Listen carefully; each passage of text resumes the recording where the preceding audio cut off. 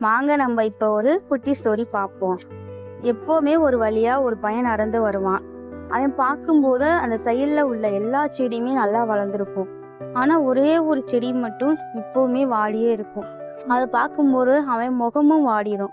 அவன் ரொம்ப கஷ்டப்படுவான். இது என்னடா எல்லா செடியுமே வளர்ந்துருக்கே, இந்த ஒரு செடி மட்டும் இப்படி வாடி இருக்கே அப்படின்னு அவன் ரொம்ப கஷ்டப்படுவான். ஒரு நாள் மழை பெஞ்சிச்சு. அப்படி மழை பெய்யும் போது அந்த வாடி இருந்த செடி இலை தலையெல்லாம் நல்லா தளிர்த்து நல்லா பச்சை பச்சைன்னு இருந்துச்சு. அப்பையில தான் அவனுக்கு ஒரு யோசனை தோணுச்சு. அப்ப நம்ம தண்ணி ஊத்தினா செடி வளரும் போல அப்படின்னு அவன் நினைச்சான். அதுக்கப்புறம் மறுநாள்ல இருந்தே அவன் என்ன பண்ண ஆரம்பிச்சானா, வாட்டர் கனல்ல தண்ணி கொண்டு வந்து ஊத்துனான். அதுக்கப்புறம் குட்டி பானையில வந்து தண்ணி வந்து ஊத்தினான்.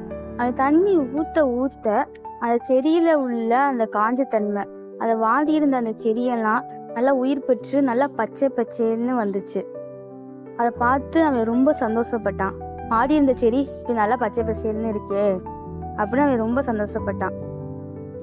அதுக்கப்புறம் வந்து நாட்கள் போணுச்சு, மாதங்கள் போணுச்சு, சில வருடங்கள்லாம் ஆச்சு.